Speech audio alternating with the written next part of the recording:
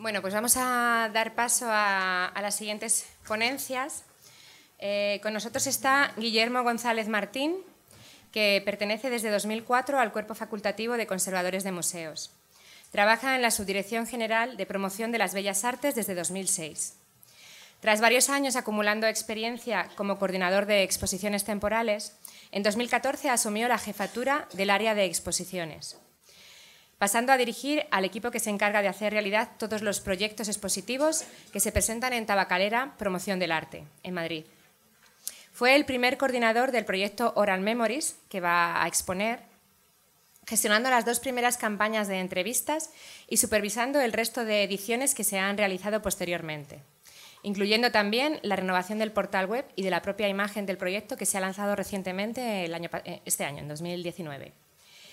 Quiero agradecer que haga un hueco en su apretada agenda, porque realmente Promoción de las Bellas Artes no para y ha tenido una predisposición estupenda para venir aquí con nosotros. Entonces te lo quiero agradecer, Guillermo. Y va a exponer, como os hemos comentado antes, uno de estos ejemplos que no queda reflejado en la base de datos de nuestro proyecto, pero que es interesantísimo, que pertenece al siglo XXI y bueno, que esperamos que os guste. Hola, pues buenos días a todos. En primer lugar, por supuesto, tengo que dar las gracias al IPCE, al Instituto, a Isabel, a Eva. Gracias por tu presentación tan estupenda. Y yo encantado de estar aquí y salir un poquito de mi rueda de hámster habitual, que vamos un poco como locos con los que nos dedicamos un poco a las exposiciones temporales. Pues al final vivimos ahí en una vorágine un poco alienante, ¿no? Entonces, bueno, pues me encanta a veces tener la oportunidad de contar las cosas que hacemos y tal, porque es algo que te reconcilia un poco con el trabajo. Bueno, pues yo he venido a contaros, hablar de Oral Memories. Antes de hablar de Oral Memories, quería hacer una minimísima presentación de dónde vengo y quién soy. La Subdirección General de Promoción de las Bellas Artes es una subdirección hermana del Instituto. Pertenecemos a las 2 unidades a la Dirección General de Bellas Artes y nosotros nos dedicamos fundamentalmente a la organización de exposiciones temporales de arte contemporáneo español. Durante un tiempo hicimos otras cosas, pero desde 2010, del momento en que Begoña Torres asumió la subdirección, nos hemos focalizado muchísimo en lo que realmente era la esencia de nuestra unidad, que era la promoción del arte español. Y sobre todo estamos trabajando como locos en sacar adelante el proyecto Tabacalera Promoción del Arte, que no sé si conocéis, pero bueno, trabajamos a veces en otros espacios, pero fundamentalmente nuestras exposiciones se presentan en este edificio de la antigua fábrica de tabacos de Madrid, en el que bueno, compartimos edificio, compartimos el espacio con el Centro Social Autogestionado, y nosotros somos la parte institucional que nos dedicamos, como os digo, al arte actual, español y latinoamericano, y en general, vamos. Entonces, dicho esto, también tengo que decir que la Subdirección General de Promoción de las Bellas Artes también tiene una serie de líneas de trabajo abiertas que van focalizadas a esa promoción del arte, ¿no? Digamos que el objetivo final de todas nuestras acciones es facilitar la difusión y la promoción del arte español. Como veis aquí en la presentación, pues también desde esa subdirección se dan los premios nacionales de fotografía, de artes plásticas, el premio nacional de moda, que se acaba de fallar, y el premio Velázquez, que también va a ser en breve la próxima reunión. También se hace un programa de ayudas a la promoción del arte español, que actualmente se materializa, mejor dicho, en unas ayudas a las galerías que llevan artistas españoles al exterior, a ferias en el exterior, y también tenemos una serie de proyectos específicos. Voy a ver si funciona este enlace, a ver qué pasa.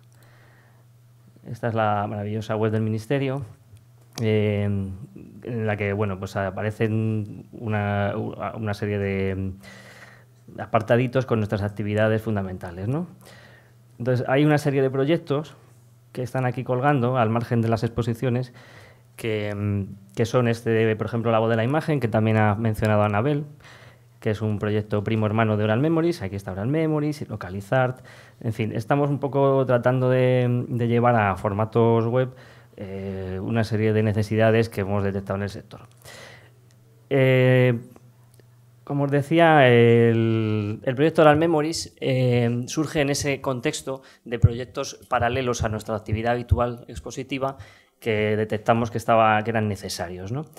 Entonces, en 2012 se empezó a poner en marcha de forma paralela el proyecto La Voz de la Imagen, que buscaba rescatar testimonios de fotógrafos españoles ya bastante entrados en años, cuyo testimonio estaba próximo a poder desaparecer, ¿no? Y entonces se puso en marcha este proyecto, que desgraciadamente está un poco en stand-by, no hemos podido continuarlo por una serie de motivos administrativos que no voy a sacar aquí porque no me apetece entrar en eso, ¿no?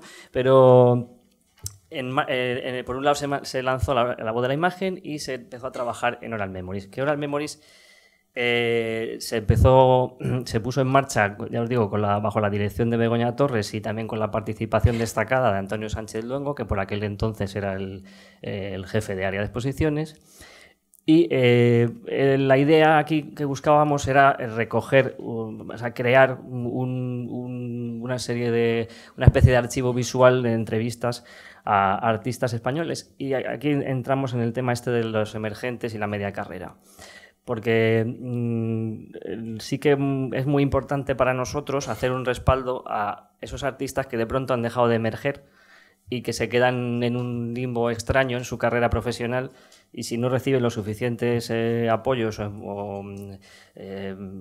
corren riesgos de que su carrera profesional se estanque. Entonces la media carrera para nosotros es muy importante, y de hecho la programación de Tabacalera en gran medida siempre se ha nutrido de artistas que están en ese momento vital, más que de los artistas emergentes que reciben una serie de ayudas por parte de Injuve, de otro tipo de organismos, y que siempre para esos inicios de carrera se les respalda de alguna forma más activa, ¿no? Entonces, en Oral Memories se quiere recoger eso, y no se trata solo de entrevistas, como veremos un poquito más adelante, sino que también es un proyecto que buscaba desde el principio. La idea era recoger, hacer una especie de portal en el que se recopilara información sobre esos artistas, es decir, se le pudiera incluir imágenes de sus obras, una serie de declaraciones de intenciones, enlazar a sus webs, en su currículum, etc. Esa fue la idea inicial, ¿no? Entonces, ¿qué objetivo buscábamos? ¿Por qué empezamos a hacer Oral Memories? Pues, como os decía, nuestro objetivo siempre tenemos en mente la promoción de los artistas, pero nos parecía de pronto muy interesante darles la oportunidad de hablar, porque estamos hablando de artistas plásticos, artistas visuales, con los que normalmente interactuamos a través de su obra. No tenemos la oportunidad de verles, como decíais antes, de verles hablar, de verles comentar sus propios intereses, sus preocupaciones.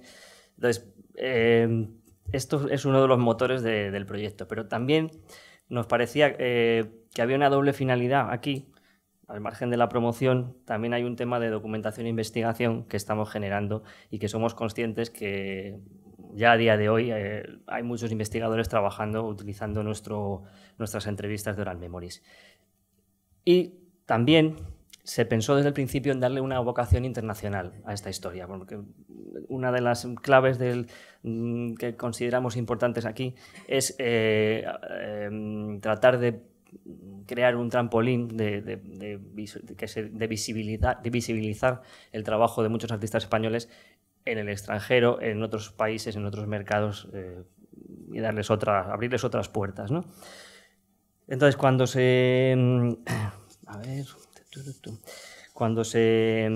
pensó en las entrevistas, pensamos en una entrevista con un formato homogéneo. Ahora os voy a ir contando, pero es una entrevista relativamente corta, según se mire, son como unos 8 o 9 minutos, con un cuestionario cerrado en que todos los artistas contestan más o menos igual, y que se les diera la opción de incluir imágenes de obra, ¿no? Eso fue un poco lo que se creó.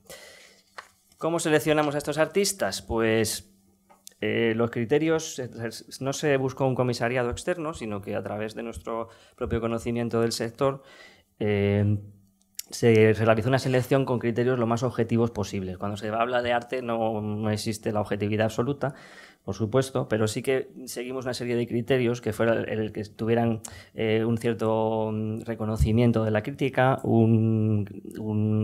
hubieran tenido recientemente exposiciones o premios o algún tipo de refrendo institucional o del propio mercado, y luego todo eso teniendo en cuenta una serie de elementos o de factores, ¿no? Que pueden ser que hubiera paridad de género, que hubiera una representación de las diversas generaciones, de diferentes edades.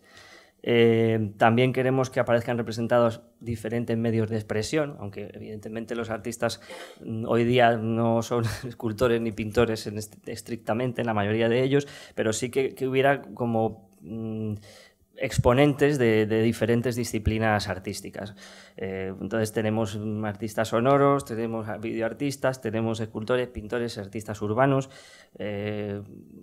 artistas de acción, de performance. Tenemos un poquito el catálogo, lo vamos ampliando un poco también teniendo en cuenta esos criterios. Y adicionalmente, puesto que nosotros estamos en el Ministerio de Cultura, también del Estado español en general, también queríamos hacer algo que cubriera todo el territorio. Porque sí que es verdad que Anabel has pasado por algunas iniciativas que ya existían a lo mejor en 2012, algunas de ellas, como puede ser el Archivo de Creadores de Madrid, que tiene Matadero, pero de pronto echábamos en falta algo que recogiera como la totalidad del territorio español, ¿no? O lo que has puesto tú de Svalbard, que son artistas de Baleares, pero echábamos en falta eso, una visión más global. Y bueno, pues os quería contar aquí algunas dificultades que tuvimos inicialmente, concretamente yo mismo, que fue el agraciado con la primera coordinación del proyecto, ya os digo, en 2012, porque claro, llamar a puerta fría a una serie de personas para, mira, es que te vamos a hacer una entrevista que va a ser muy bonita, mira, te paso el cuestionario, va a ser un proyecto estupendo, pero que estábamos construyendo algo de la nada, o sea, no había nada que yo les pudiera enseñar a estos artistas, decirles, mira, esto va a molar mucho, apúntate que yo creo que va a merecer la pena. Entonces, hubo una cierta reticencia de los artistas, e incluso, por supuesto, los artistas contemporáneos se caracterizan por su espíritu crítico, escepticismo ante las instituciones particularmente. Entonces, el hecho de que el Ministerio les llamara y les dijera, oye, que te vamos a grabar una entrevista, también generó algunas dudas, y hubo gente que directamente nos mandó la mierda. O sea, no lo voy a decir con otras palabras, porque fue así. Entonces, y luego hay otra cosa curiosa, y es que, claro, estamos con personas que normalmente no están acostumbradas a expresarse de forma, de forma oral. Entonces, por supuesto, hay gente que sí, pero luego hay artistas de este mundillo que son tímidos. Y entonces tuvimos también casos de gente que repitió las entrevistas 3 veces porque no había forma de que se expresaran, o gente que nos dijo que no claramente porque no querían hablar. Porque no, bueno, yo mismo tampoco me hubiera costado, o sea que tiene su intríngulis enfrentarte a una cámara y hablar de ti mismo durante un buen rato, ¿no? Entonces, y por otra parte también nos surgieron algunas dificultades de carácter técnico, porque nosotros, como os mencionaba, nos dedicamos a gestionar exposiciones temporales y no es lo mismo pues hacer un proyecto de grabación de entrevistas. Nos tuvimos que poner un poco al día y ver qué necesidades nos iban a surgir. Y por último, la gran dificultad, no gran, pero otra de las dificultades que se nos plantearon es que desde el principio queríamos que el proyecto estuviera vinculado a Tabacalera. Y bueno, si conocéis Tabacalera, las zonas de las exposiciones es la zona domesticada de Tabacalera, pero hay otros espacios salvajes en los que se grabó este proyecto, se está grabando este proyecto actualmente, y que es un lugar donde no hay luz artificial, donde no hay ningún tipo de climatización y donde uno graba como que graba en medio del campo, ¿no? Entonces, os pongo aquí una imagen de la planta segunda del edificio, donde se han grabado la mayor parte de las entrevistas entre la segunda y la primera planta, que son lugares pues con las ventanas rotas, el falso techo que se te cae en la cabeza, y con una serie de problemas de que el equipo que llevaba la productora de vídeo, por ejemplo, pues tenía que ser completamente autónomo, porque no hay ningún enchufe que funcione en esa zona, ¿no? Entonces, esto también fue uno de los retos del proyecto. Y, de hecho, una de las grandes condiciones de Oral Memories es que solo podemos grabar en verano, porque ahí no hay quien se suba a partir de mes de octubre, y ni mucho menos sentarte a hablar, y por supuesto la luz que tienes es nula, ¿no? A partir de una cierta hora. Entonces, bueno, ahora vamos a seguir hablando de otras cosas, pero bueno, os he puesto aquí el tema del formato, ¿no? Este es el formato de la entrevista. Inicialmente se planteó una entrevista muy larga de 19 preguntas, algunas un poco peregrinas, que fuimos un poco puliendo. A medida que se hacían las propias entrevistas descartamos algunas preguntas porque no funcionaban. Entonces, a lo largo de los años que el proyecto ha tenido un recorrido, como os iré contando ahora, hemos ido eliminando preguntas y hemos ido puliendo un poquito el contenido, ¿no? Entonces, de las 19 preguntas originales se pasó enseguida en la segunda edición a 13 y se cambió la formulación de algunas de ellas que no tenían mucho interés al final, ¿no? Y quería destacar, puesto que me encuentro en este entorno un poco específico, ¿no?, de la conservación de las obras, que claro, son preguntas que están... O sea, la entrevista de Oral Memories está enfocada a otras cosas. En principio está más dirigida a que los artistas nos hablen de sus planteamientos teóricos, de sus grandes conceptos, de sus influencias, de sus hitos en su carrera, de una serie de aspectos que tampoco tienen una relación directa con la conservación de las obras. Pero de las 13 preguntas, como os decía, quizá hay 3 que tienen un poquito que ver y según la respuesta de los artistas quizá hay algunas cosas interesantes que rascar, ¿no? Porque sí que se les pregunta inicialmente se les preguntaba por técnicas y soportes, pero luego vimos que era un poco anticuado aquello y que le debíamos preguntar por medios. Entonces les preguntamos por sus medios de expresión.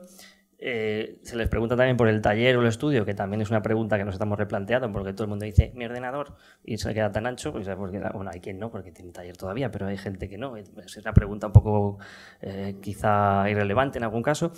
Y luego es interesante porque les preguntamos por el proceso de trabajo y ahí quizás donde más puede aportar, ¿no? Porque según quién, pues hay quien entra en más detalle de cuál es su proceso de trabajo en cuanto a materiales o en cuanto a técnicas, ¿no? Sí que os digo que el cuestionario se les envía de forma previa a los artistas. Ellos saben cuando llegan ahí a Tabacalera, a ese rial que es la parte de arriba de Tabacalera, saben qué les vamos a preguntar. No se enfrentan al tema ahí sin saber nada, ¿no?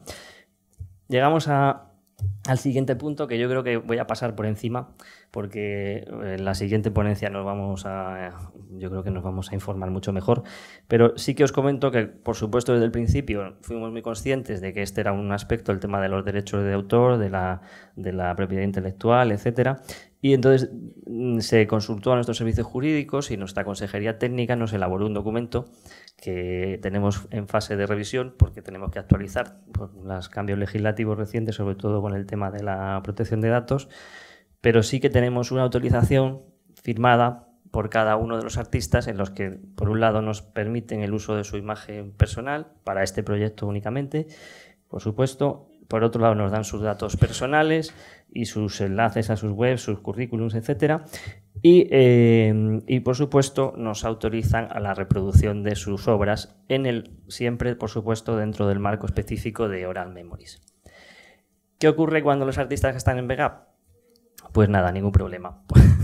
Nosotros tenemos un acuerdo anual con VEGAP y en ese acuerdo está recogido también la reproducción de las obras en Oral Memories. Y los que no lo están, pues en el documento que se les hace firmar aparece esto y que no hay una contraprestación económica en esa cesión de derechos específica para Oral Memories.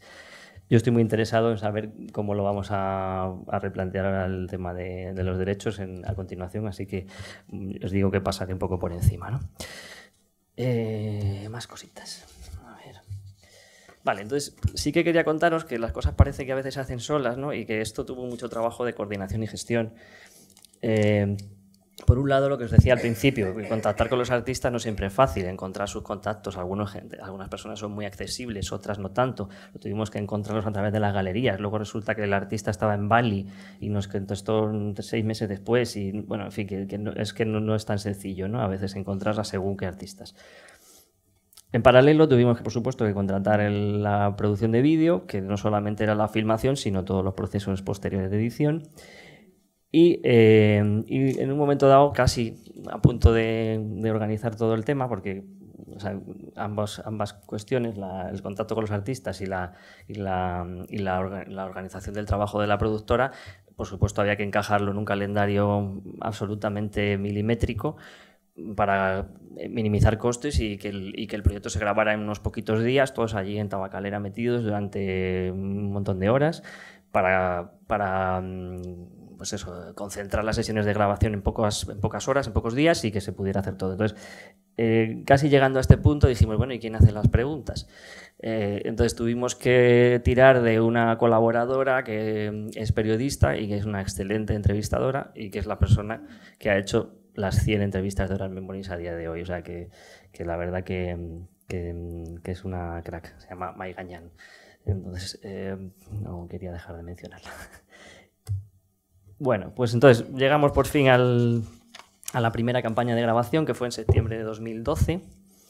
Esta es una imagen de los preparativos para la primera entrevista de Oral Memories, que fue al artista Óscar Carrasco.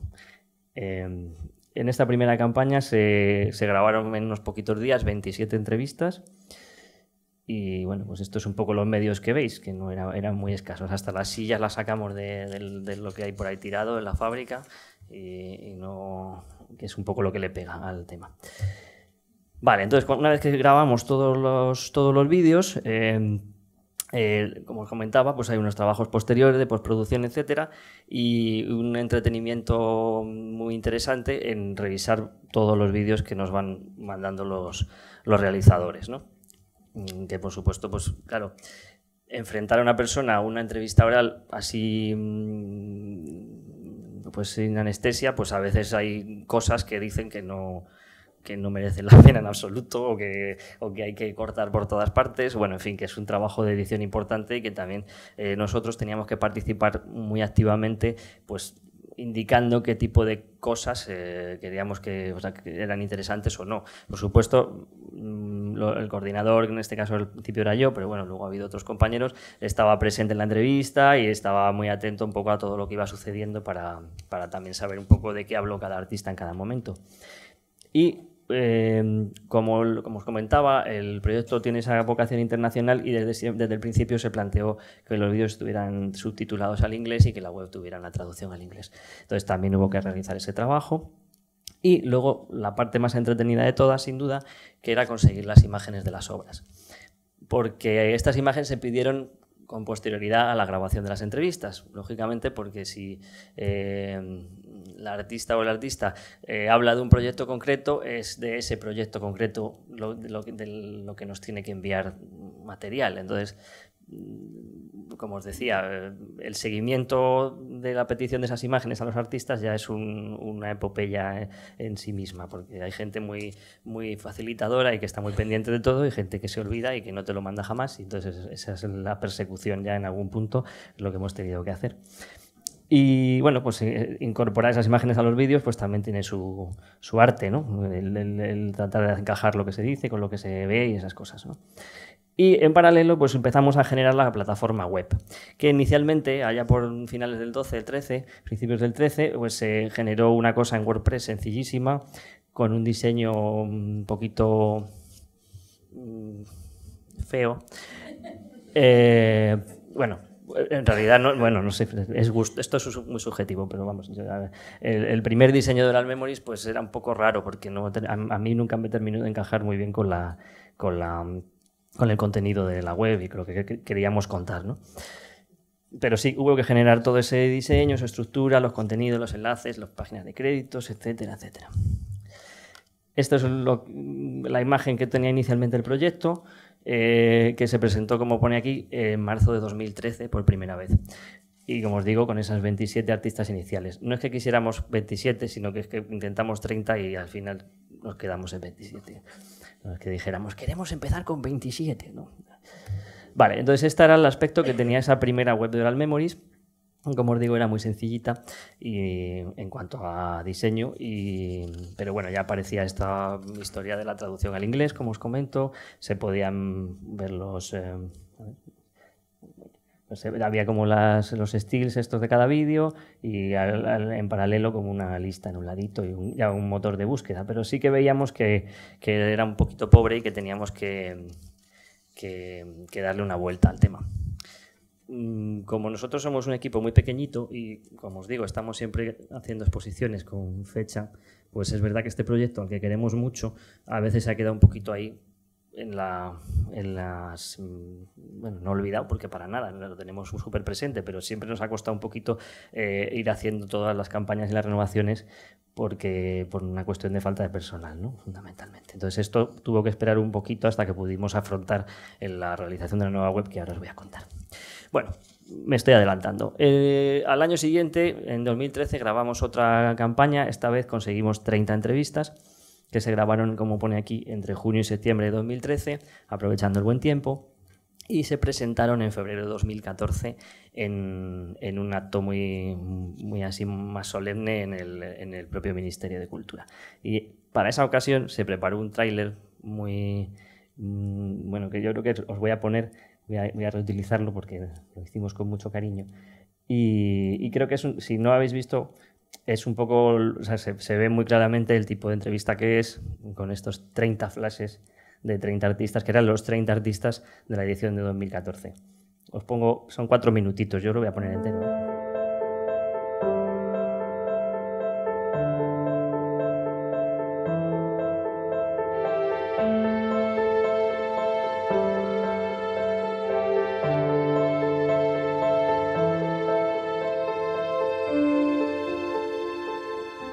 Si frotas dos piedras, surge una chispa. Si frotas dos objetos, yo creo que surge una idea, ¿no? Que surge un concepto. Yo siempre trabajo pensando en el espectador, incluso incluyéndole en la propia obra. La fotografía es un medio que permite explicar y comprender procesos sociales complejos. Bueno, yo creo que más que una pieza lo que hay es un tejido, ¿no? Al fin de cuentas uno va haciendo cosas y te vas dando cuenta de que la puntada la sacas por un lado y 10 años después la metes por el otro. El que haya más cosas en torno al arte contemporáneo no quiere decir que vaya a ser mejor, sino es de calidad. Creo que el artista pues, tiene que ser un creador de discurso, de conocimiento y a todos los niveles. Yo no tengo interés en la representación, tengo interés en la transformación de fragmentos de realidad en una nueva realidad virtual autocontenida. Creo que es muy importante para cualquier artista descubrir o encontrar cuál es su vehículo para expresar lo que tenga que decir. Cómo proyectarnos hacia el futuro desde la dificultad de poder comprender el momento presente, ¿no? Y de evidenciar los fallos, ¿no? Del sistema.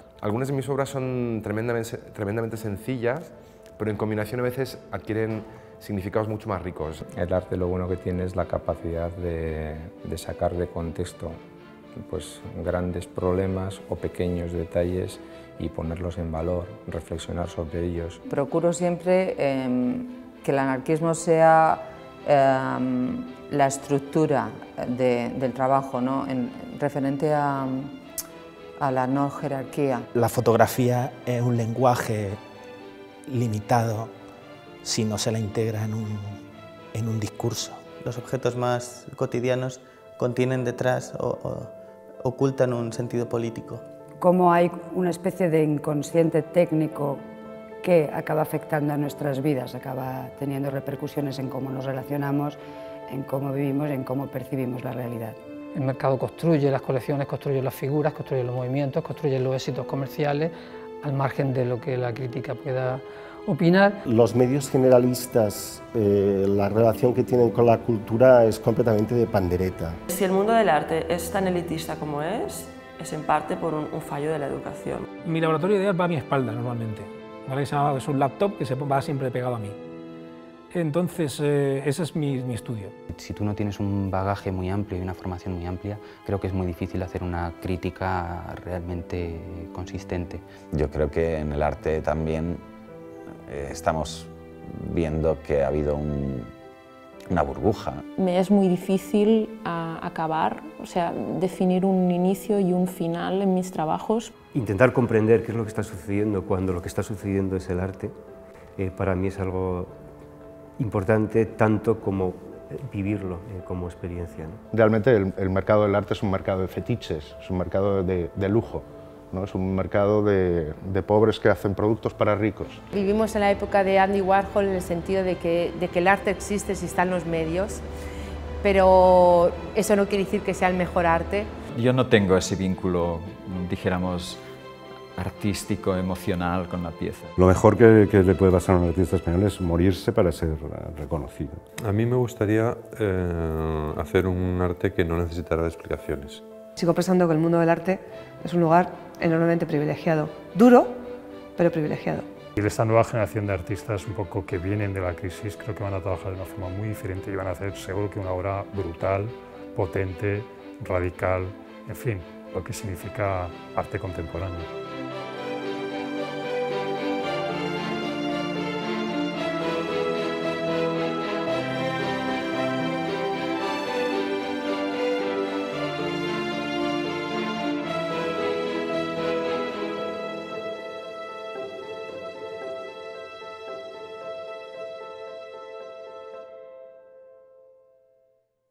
Bueno, pues era un poco para que os hagáis una panorámica del tipo de entrevista, del escenario, de las cosas que nos contaban, ¿no?, estos artistas en 2013-14.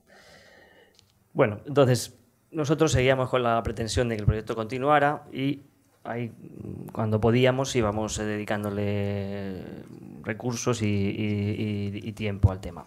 Entonces, seguimos grabando entrevistas de forma más o menos anual y para el Arco Madrid 2015 se presentó incluso en un stand. Tuvimos presencia en la feria con un stand institucional dedicado a Oral Memories, en el que además había una instalación interactiva de una artista llamada Trinidad Irisarri y bueno, pues con todo esto se montó con el objetivo de seguir dando visibilidad al proyecto y dándole un empujón. Y bueno, pues como os decía, yo diferencio dos etapas de estas primeras grabaciones del 13 y el 14 y luego entramos en la siguiente fase de Oral Memories, que fue cuando nos planteamos esto que os comento del cambio de imagen y un relanzamiento y una continuidad del proyecto. Entonces, en 2016 se grabaron, 2015, pero se presentaron en 2016, se grabaron 14 entrevistas más. Y ya se empezó a pensar en el tema del cambio de imagen y que tuviera un poquito más que ver con la esencia del proyecto. Entonces, a ver, un momento. Vale, aquí pensamos en contratar a un diseñador gráfico para que se replanteara esa imagen y al final trabajamos con José Duarte, que bueno, pues una persona que yo creo que le ha dado el aire que más o menos necesita, ¿no? Y luego se contrató también una nueva web, que fue ya un trabajo muy laborioso y que nos ha costado bastante tiempo terminar, y esa nueva web la desarrolló una empresa llamada Néctar. Y en paralelo, la grabación de vídeos también se recayó en otra productora que también le dio otro aire como más dinámico y más modernete. Entonces, en este contexto, ya con ese nuevo equipo de profesionales, es en 2016 en realidad, pero se lanzaron, no sé si en 2016 se grabaron 29 entrevistas más, con la idea de llegar a esas 100, ¿no? Como un poquito para darle ya la cosa redonda al número, ¿no? Y esas 29 ya las grabó la nueva empresa, que se llama La Peonza Digital, y que es una empresa que, bueno, pues que tiene mucha experiencia en producciones relacionadas con arte contemporáneo, y yo creo que sí que le dio como otro enfoque, ¿no? Y como os comentaba al principio, nos replanteamos en el cuestionario, tratamos de darle un poquito más de coherencia y que los vídeos fueran un poquito más dinámicos. Y tras un montón de meses de trabajo, por fin llegamos a la nueva web, ¿no? Esta cosa que hacen como las letras así fue una idea de José Duarte, porque él, tomando esa idea que os decía de que los artistas hablan, de que tienen una disparidad de voces y una serie de conceptos, pues desarrolló esta cosa de que las letras se descompusieran y formaran la palabra Oral Memories, y bueno, nos convenció y está un poco como cabecera de la web. Entonces, si queréis, bueno, en realidad esta web la podéis consultar todos desde casa. Yo quería simplemente hacer unas apreciaciones. Una de las cosas que incorporamos fue una serie de filtros de búsqueda, que pudiéramos buscar, por un lado, por ediciones, que nos parecía interesante, porque es que al final estas entrevistas se han convertido como en una foto de un momento concreto de un artista, porque ya no es lo mismo lo que cuenta, no lo sé, Cristina Lucas en 2012, que voy a trabajar en un proyecto que estoy haciendo, claro, todo eso se ha quedado, entonces queríamos que hubiera la referencia temporal siempre en cada entrevista, que pudiéramos saber en qué momento más o menos se grabó y ofrecer esa información a los visitantes de la web. Entonces, por un lado, queríamos buscar por ese criterio, hay por supuesto una búsqueda alfabética y también hay una búsqueda por año de nacimiento, que nos parecía interesante a la hora de filtrar un poco las personas, los artistas, por sus generaciones o por sus momentos, ¿no? Entonces, sí que tenemos la versión en inglés colgada, y estamos completando algunas cosas que, o sea, en realidad se ha lanzado con cosas por hacer, pero bueno, en principio está todo completo y los vídeos tienen versión, o sea, están subtitulados al inglés. Entonces sí que, por ejemplo, voy a sacaros una entrevista así un poco distinta, porque como os decía, tenemos a gente como Los Torreznos que son, bueno, pues que nos hicieron una performance. Como veis, la página de cada artista incluye una pequeña imagencita así, un texto que en algunos casos es una breve descripción y otros es un statement de cada artista, porque se les pidió el statement, pero hay quien nos lo mandó. Y entonces aquí hay unos enlaces al currículum y a la propia web del artista o de los artistas. Y aquí debería aparecer pues, las obras, hay como unas reproducciones de sus obras, están las imágenes aquí en la propia web. Y la entrevista en sí misma, que está, como veis aquí pone año 2016, el número de visualizaciones, hay posibilidad de comentar y se puede ver en pantalla completa, lógicamente. Entonces, esta, como os digo, es la versión inicial del sillón, que a mí es que veo el sillón y me da, o sea, no le puede pegar menos a esto. En fin, total, que era la imagen que teníamos inicialmente, que nos parecía que la cabecera era demasiado larga, entonces todo esto fue cosas que nos quisimos replantear, ¿no? No os voy a poner la entrevista entera, no temáis. Solamente es eso, que esta era un poco la imagen inicial que tenían los vídeos hasta el 2016. Y entonces, bueno, pues aquí... Empiezo yo. Sí, venga. ¿Podrías hacer un breve recorrido a través de vuestra trayectoria artística? Están leyendo la entrevista ellos, se preguntan así el uno al otro. Hombre, pues yo puedo hablar de la tuya. Yo sé que naciste en Valencia, que ese tema es un tema siempre un poco espinoso porque prácticamente no has estado en Valencia, aunque es cierto que con los años te has vuelto un buen maestro paellero, o sea, eso hay que reconocerlo. Y que luego, bueno, tú estuviste en Argentina y que luego volviste aquí, que hiciste pedagogía, ¿no? Y luego ya, bueno, pues son estas aventuras. Esto, insisto, o sea, os iba a poner como algunos momentos, ¿no? O sea, que esta es una entrevista muy particular porque ellos son artistas de acción y entonces nos hicieron esta maravilla, pero, por ejemplo, de cara a cosas como materiales o otros métodos de trabajo, yo creo que hay alguna, por ejemplo...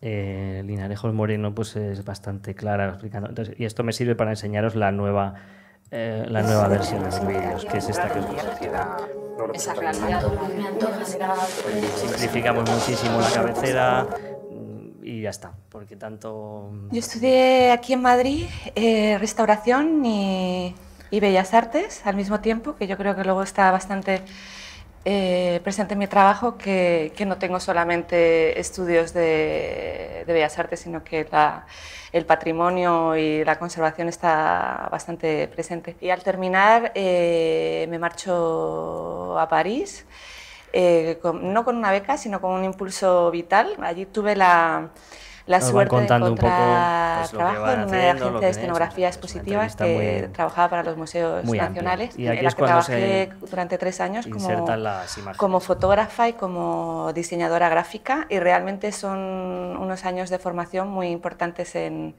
mi carrera, porque como fotógrafa soy autodidacta. En un momento dado vuelvo a Madrid, donde me dan el premio ABC de pintura y fotografía.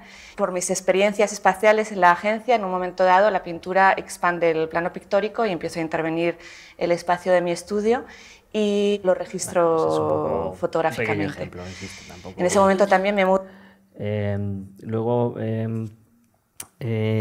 pues por deciros, yo que sé, tenemos también a Suso33, que es un artista urbano, que también cuenta sus cosas. Querría hacer una mención de un fotógrafo que era Gerardo Custance, que falleció a los pocos meses de grabar la entrevista y que es el único de los que están en Oral Memories que desgraciadamente ya no está.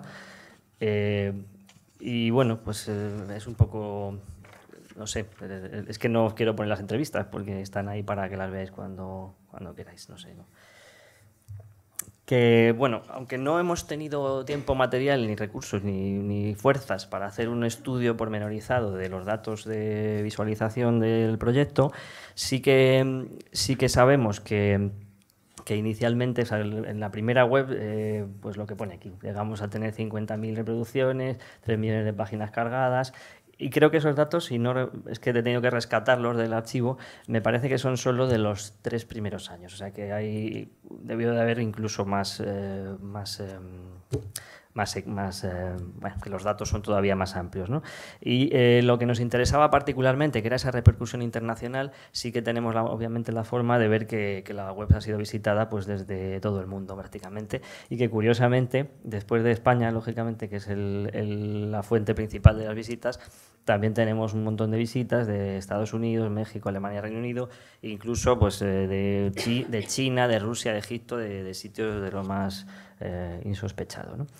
Y luego de la nueva web, por una cuestión técnica de que el hosting ha cambiado, etcétera, etcétera, que esto es un infierno, solo tengo datos desde el mes de mayo hasta ayer, y bueno, pues no voy a aburrir, pero vamos, que sí que tenemos ahora mismo como más de 8.700 visitas diferentes, de diferentes visitantes, casi 20.000 de visitas en general, de alguien, los que repiten, pues vuelven 2 o 3 veces, y el número de páginas vistas es más de 70.200, y se ven casi 4 páginas en cada visita, que eso es interesante, o sea, sería interesante analizarlo para ver si la gente entra a ver un solo artista o ve varias cosas, etcétera. Y luego una cosa que no he mencionado es que las entrevistas en realidad están en Vimeo y que la web va bebiendo de ahí, están en un canal de Vimeo. No está todo en la propia web, lógicamente, ¿no? Bueno, pues en realidad lo importante de este proyecto es que lo queremos mantener vivo a toda costa y que nos parece importante que siga creciendo y que siga alimentándose y que vaya a través de esa foto fija se vaya construyendo un retrato, un panorama de lo que es la creación española contemporánea. Y que no queremos que eso se detenga, ¿no? Queremos que ese retrato siga realizándose. Entonces, como os decía, estamos justo en este momento estamos editando 10 entrevistas que se grabaron el año pasado. Es que estas cosas, pues cuando se trabaja en la administración, pues, venga, pues ahora ¿cuánto dinero tenemos? Vamos a hacer 10. Bueno, pues ahí hemos estado aprovechando los recursos que teníamos en cada momento, y tenemos esas 10 entrevistas que ya se grabaron hace como un año y que estamos editando ahora, y que estamos iniciando ahora todos los preparativos para grabar queremos hacer una campaña grande el próximo verano. Vamos a ver si lo conseguimos. Y también nos menciona aquí que la web, aunque ya está lanzada la nueva web, sí que queremos ir mejorando su nivel de usabilidad y testeando algunos aspectos que ya nos hemos dado cuenta que son mejorables, y que este tipo de cosas que me ha pasado hoy, por ejemplo, de venir a un equipo que no es el mío y que no se vea bien la web, pues me es una información muy útil porque hay gente por ahí que no está viendo la web como debe ser, ¿no? Y sí que queremos completar el proceso de traducción. Quizá vamos a plantearnos hacer contratar unos trabajos de posicionamiento web, que es una cuestión muy importante también para aparecer en buscadores, etcétera. Y si tuviéramos tiempo, idealmente analizar las estadísticas, pero eso me parece que va a ser complicado. Bueno, un poco para terminar, quería plantear, claro, ¿qué utilidad puede tener una herramienta como Oral Memories para el tema que se trata hoy aquí? Pues hombre, yo creo que la tiene, aunque es cierto que es un encuentro tangencial porque, claro, nosotros lo hemos generado y se ha pensado como una herramienta para la documentación de la práctica artística, pero no desde el punto de vista de la conservación estrictamente, sino de los planteamientos teóricos y conceptuales de los artistas, para saber sobre, bueno, pues sobre lo que realmente les motiva o cómo lo llevan a cabo, ¿no? Sí que es cierto, por lo que os comentaba, que es verdad que es una herramienta muy útil para la promoción del trabajo de los artistas, y nos consta, porque nos han pedido las entrevistas para exposiciones desde otros países, incluso nos han contactado a raíz de las entrevistas de Oral Memories. Nosotros mismos, pues hace el mes pasado se dio el Premio Nacional de Fotografía a Montserrat Soto, y lo que se colgó en la web del Ministerio fue un enlace a la entrevista que tenemos de Montserrat Soto en Oral Memories. O sea que es una herramienta que sí, es sin duda interesante desde el punto de vista de la difusión y la promoción del trabajo de los creadores. Y luego, paralelamente, pues es cierto que sabemos también que se ha convertido ya en una herramienta de investigación curatorial. Más que la parte más centrada en la conservación, pues la parte de concepto, ¿no? Como os decía. Y en general yo creo que a cualquiera de los profesionales que estamos metidos en el mundo del arte contemporáneo nos resulta muy enriquecedor tener la posibilidad de ver a la persona que está detrás de las obras hablando sobre su trabajo. Y bueno, y por otro lado, quizá se me ocurre que el ejemplo que yo os traigo hoy aquí quizá pueda ser interesante para poder aplicarlo a futuros proyectos que tengan otros enfoques y como una especie de modelo de puesta en funcionamiento desde lo institucional de un proyecto como este, que parece tan marciano a veces, ¿no? Cuando se plantea desde el seno de un ministerio, que como saben mis compañeras, a veces las cosas no son tan sencillas como parecen cuando uno trabaja desde la administración. Y creo que ya está, a ver, sí. Muchísimas gracias por escucharme.